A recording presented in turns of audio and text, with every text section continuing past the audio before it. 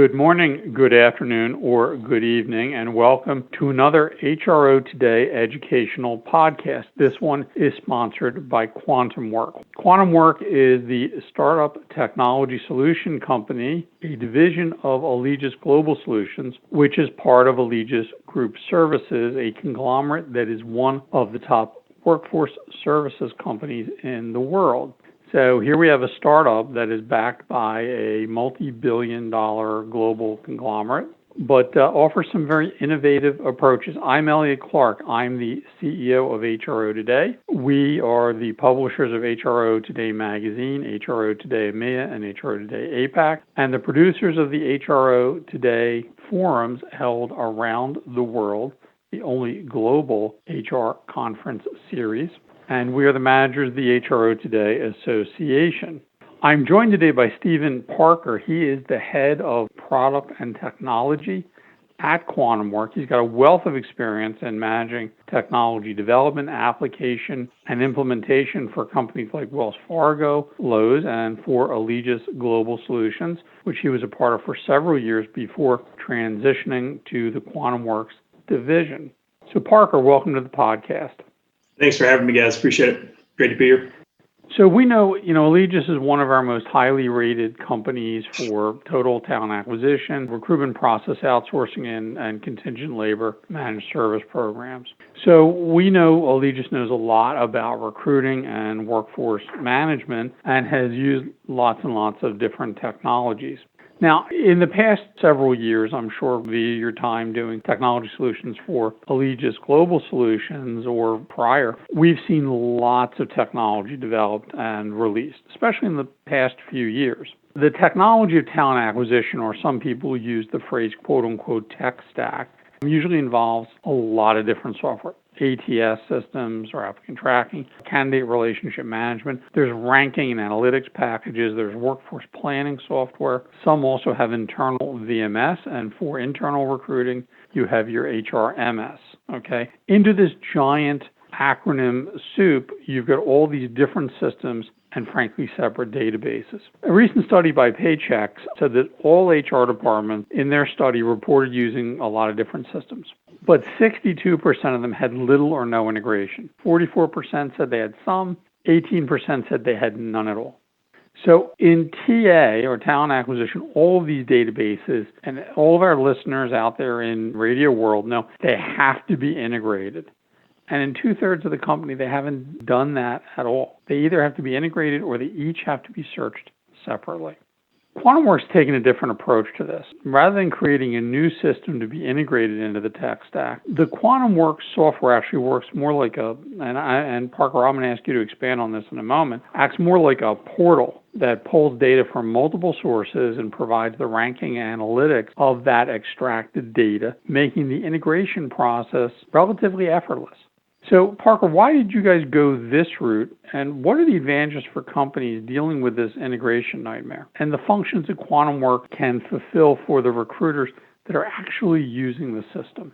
Great question on that one, Elliot. We took it that route for a couple of reasons. Number one, we wanted to offer, you could call it a portal, more like a platform for organizations to use where they could bring all that data together in one place. And we offer a couple of different models we could talk about today around it. But we take it more as a platform, as a service for QuantumWork to pull some of those disparate sources together. I think the other part we think about is QuantumWork, we believe technology plus services equals solutions. And services in the QuantumWork platform, as an example, could be some of the things you were talking about the recruiters might use. They could be technical elements such as programmatic advertising, which we brought into the platform, automated pipelining, which we use services to deliver that, pulling in labor market analytics at the work level, and those capabilities are really providing value to our clients as well. And services like that could be technical, but they can also be resource-based recruiting services. So not only could we combine that approach with technology pieces that help enable people, but we can also pull in the resources if need be for recruiting-based services to utilize the platform. We think of this as kind of the omni-channel approach to acquiring talent. We built those capabilities into the platform as part of one of our founding principles, which is user empathy. And the other is augmented intelligence. So making it easy for people to use the platform and get the talent they need, but also to give them the right data at the right time. And we offer different models to use the QuantumWork platform, but if clients want the traditional technology model, we're using more of a modern way to integrate our platform by providing what we think of as integration as a service. That allows us to use pre-built connectors to common HR technologies like the acronyms you used earlier, like CRM, ATS, VMS, and pre-built connectors for those. This way, we don't have to reinvent that wheel every single time we go into it and rebuild those integrations over and over. So we utilize the pre-built integrations to enable faster time to delivery. The integrative model is not the only way we use QuantumWork, but it's definitely one that we offer to give a little bit better value to clients.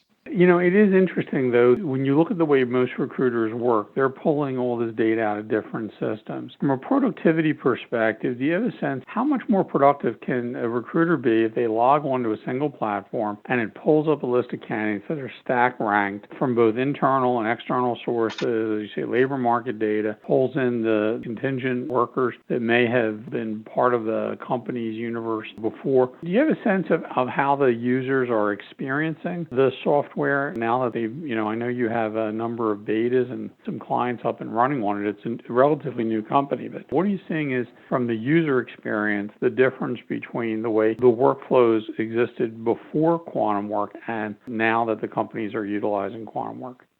Yeah, I think it goes back to that user empathy angle, right? And improving the productivity of the user. And that could be, for us, that could be a recruiter, it could be a sourcer, it could be a hiring manager just in the platform looking for talent as well. But we've seen some pretty significant improvements around efficiency in really two ways for us. Most platforms, when you put a candidate record in or someone shows interest and they show up in your system, or if they're integrated internal systems, you don't really know what work they're relevant for or jobs they're relevant for across the platform. So we've solved for that back last year, which is basically in the platform. If we show you a person's record and we have all their candidate data compiled in one place in our profiles, we call them, we'll actually show you the work that they're relevant for, the jobs they're relevant for across any connected system. So if it's an applicant tracking system or vendor management system or what have you, or even pipelining mechanisms, we'll show you what they're relevant for, which is different from most platforms. So we'll take a profile and we'll show you what work they're relevant for and score that for you so you know how to get to the work they're relevant for very quickly. We also do the opposite of that. We call it dynamic search, but we do the opposite of that where we'll take your work record, job record, contingent or full-time, because we can do both in the platform, and we'll extract out the skill sets from that job, and then we'll search, match, and stack rank for you across all the open profile records in the system. So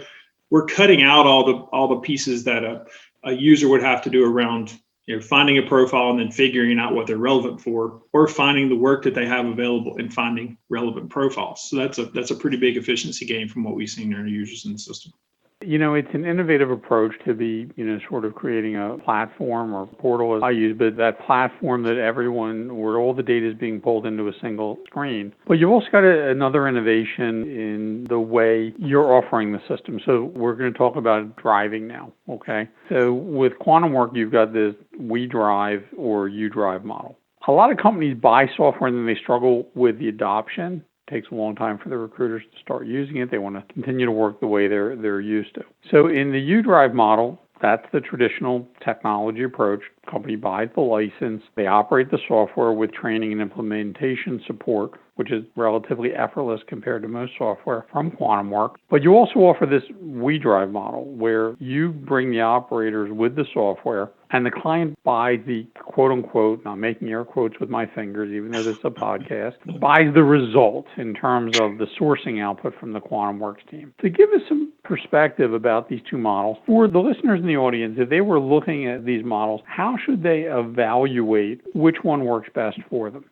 Yeah, I think for us, it kind of goes back to what we said earlier in the question, which is technologies plus services equals solutions. So if the client's driving the services piece of it, that's kind of the U-Drive model. In other words, a client can buy the software package, implement it, integrate it, and put their teams in it to deliver, right? The we-Drive model we found was very innovative because of, the current environment we're in, the impact on the economy, the impact on the workforce today. But the we-Drive model is where QuantumWork can really help organizations reduce, a lot of the complexities around sourcing strategies that they would need to figure out. We can eliminate some of the overhead that comes with trying to expand existing systems. And they can even avoid some of the fixed infrastructures internally, like their existing ATS or their existing CRM that don't really scale with their needs. It's definitely more, as you said, more of an outcome-based model for clients. So what it allows us to do, because of being under the Allegis umbrella as well, what we can do is really bring the services package and help organizations drive the platform. And as far as who would consider that and look for that outcome model, there are a lot of clients that, an organization doesn't have time to build out a technology or go through yet another technology implementation. They've either been greatly impacted by an environment around COVID or other things, or they've been through, recent massive change in the organization. That WeDrive model works well because they don't have to directly integrate that. We can provide the technology plus the services to equal the solution, and they can pay for an outcome-based model. What we believe is good about that too is we give this kind of definitive path of migration. So if an organization wants to use the WeDrive model as an example, we can build that for them, meet their needs, go into the outcome-based model. But we offer kind of a feedback mechanism in QuantumWork where we can build slates of candidates and send that over to the client hiring managers or their point of contact. And it's a simple mobile-driven interaction where they can get used to the platform, but they don't necessarily have to log into QuantumWork to experience that. So they can get a mobile interaction, give feedback on candidates, get used to the system. And then that WeDrive model can actually progress very nicely into a UDrive model. So you like the model, we're delivering the outcomes, but you want your teams to be able to use it. You get used to the platform through the feedback model. And then we can do a path of migration where we can literally take the WeDrive model and transfer that over to a client so they can put their teams in it when they're ready. That gives them time to experience the model, to try the model out, to implement that internally, and then to slow that role of adoption if they need to inside the organization. So it's an absorbable amount of change for our clients. So it gives a good path of migration from WeDrive to UDrive. Well, certainly, if you look at the reticence people have, there's lots of new software out there, and all the companies that are, or most of the new technology is aimed at being a point solution that does one or two things well. You've got all the same bugaboos about buying it, training on it, implementing it, configuring it. It's exhausting, right? And frankly, once you get it into the shop, being able to use it alongside of all the other solutions. So it sounds like the real innovation here is that you guys are trying to make it simple. It sounds like it's relatively simple to implement, relatively simple to use because it pulls all the data in one place, and then relatively simple to buy. Let me ask you this, and this is somewhat tongue-in-cheek. How shocked our customers are when you describe it, because they've got to expect a lot more complexity and a lot more sort of angst, Sturm, and Drang when they're trying to buy software than what this represents.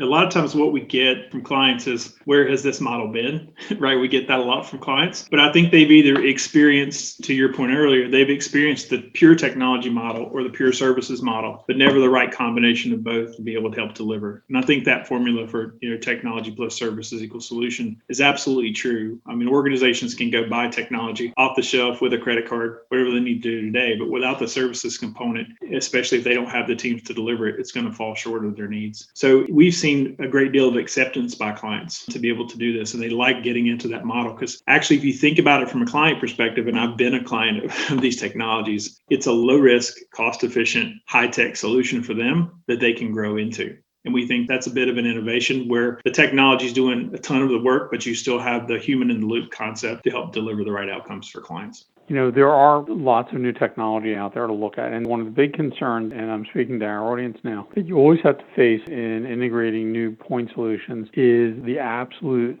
nagging fear of data loss. There's this data migration process from your old system to the new system. You're upgrading your CRM, or you're switching from Avature to Smashfly, or from X to Y to Z to switching an ATS from, Taleo to Brass Ring, or vice versa. All these different products in the marketplace, some of which have been established for a long time. If you switch them, you've got to do this whole data migration or integration if you're adding solutions to it. This is now, I think, a coming trend where we can extract the data into common platforms and be able to deal with it. And it's going to really spur the ease of reporting and analytics and ranking and those kinds of things. And that's why we wanted you to hear about the QuantumWorks product and also the innovation in terms of being able to make the implementation easier by acquiring either the model as the UDrive or the QuantumWorks drives model. So I think as you look at software, recognize these options are out there for not just the traditional buy a license and live through the 6 months of implementation, but things that can be easier and simpler. Parker, I want to thank you for taking part in the podcast and for explaining these options so clearly to our audience. Anyone who is interested can find Parker and the product at www.quantum.work. I want to thank you for taking part in the podcast, and we will look forward to having you join another HRO Today podcast soon. I'm Elliot Clark. Thanks for your time and attention.